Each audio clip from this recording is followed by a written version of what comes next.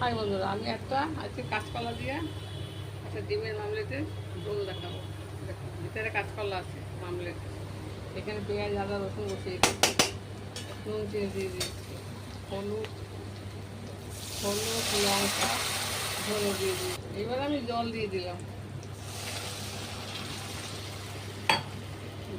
জল দিয়ে দিয়েছি, ঢাকা দিয়ে দিয়েছি। ঝোলটা করলে ডিমের মামলেটগুলো দেবো। এর ভিতরে একখানা করে কাঁচকলা আছে লম্বা লম্বা।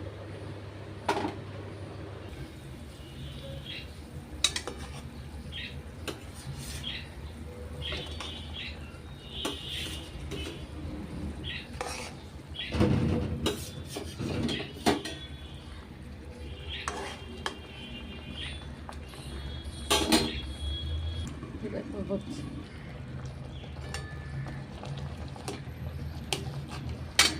দেখুন, ভিতরে একটা কাঁচকলা আছে, এই কাঁচকলা কেটে দিয়েছি। দেখতে থাকুন, ভালো লাগবে।